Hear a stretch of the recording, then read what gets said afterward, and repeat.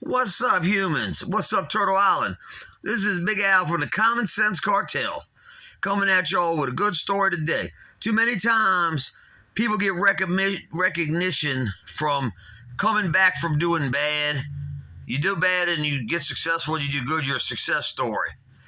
Well, I don't think you're nearly the success story as the man that never did bad, that never did crazy, stupid stuff, and then from the beginning got on track and stayed on track and didn't have to prove nothing to nobody but himself and making it and balling. And I think that the accolades need to go to those people. I think we need to reward success, not failure.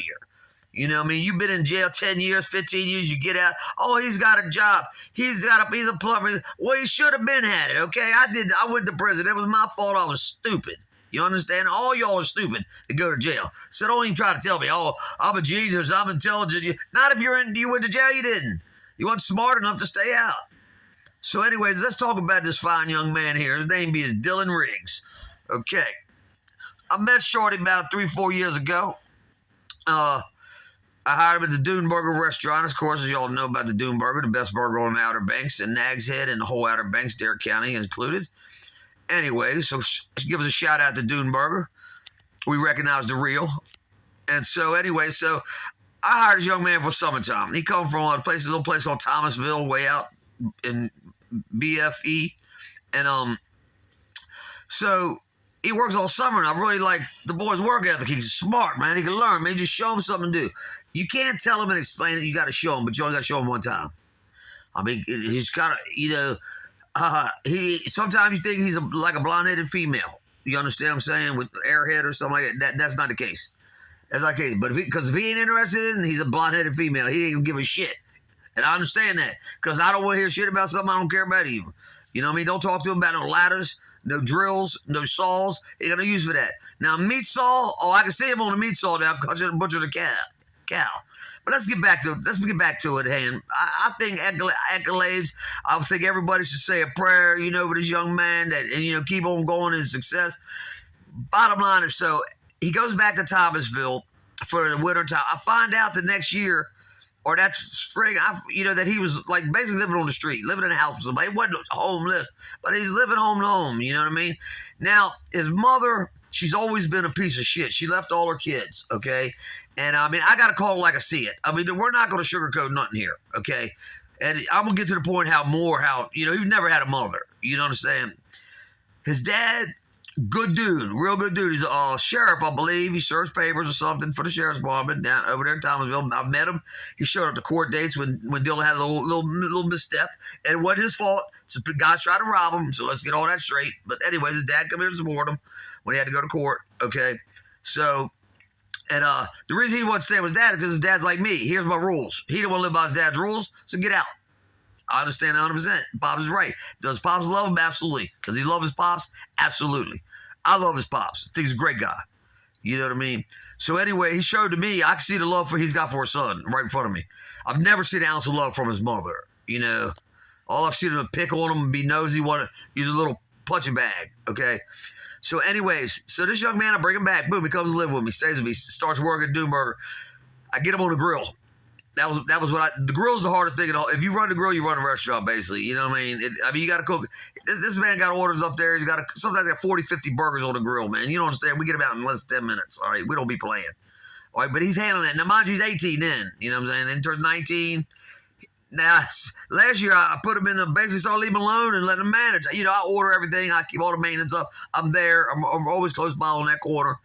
And so here goes Dylan. Now he's managing it. So I said, shit, I'm going to give him a chance to see what happens. Man, the last year he ran, he managed, he cooked, he did everything. This year comes around. I get liver cancer. My ass been in Duke Hospital, in and out of Duke and everything. See that fat belly all, they got to drain it again. But anyways, we ain't talking about all that.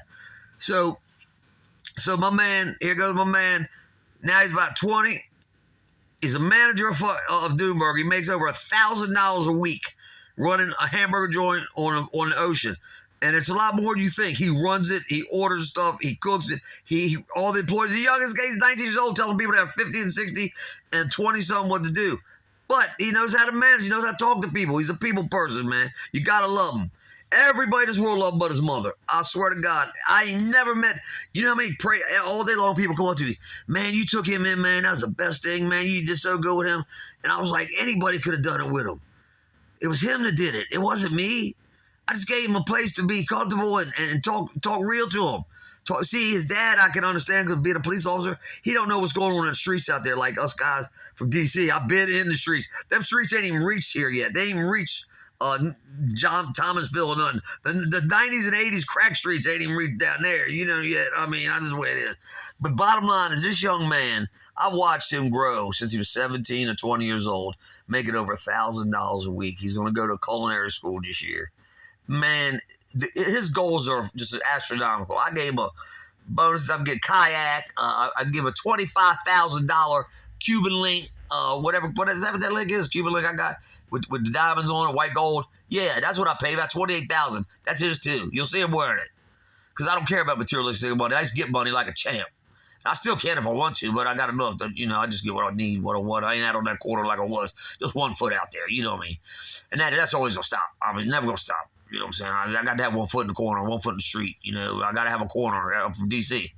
So anyways, y'all, this is a good story, though, about Dylan, about a young man who just all he needed was that opportunity. He wasn't getting in trouble. He wasn't going in and out of juvenile facilities.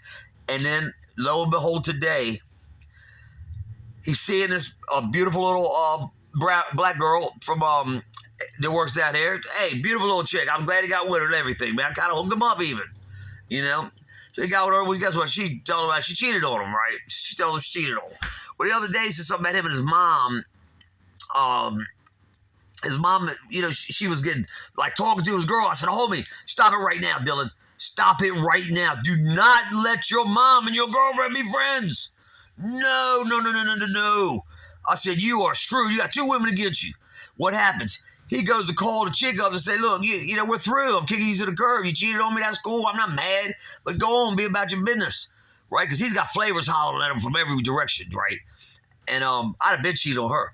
But so his mom comes up today. She tries to snatch the phone and he tells her he's going to, and the mom puts hands on him. His biological mother put hands on him over a black whore that cheated on him. Where's the common sense in that? This is a common sense cartel coming at you. Who going to put their hands on their own blood over a whore? Guess who? Another whore. You know why? You know what she believes? Soap and water.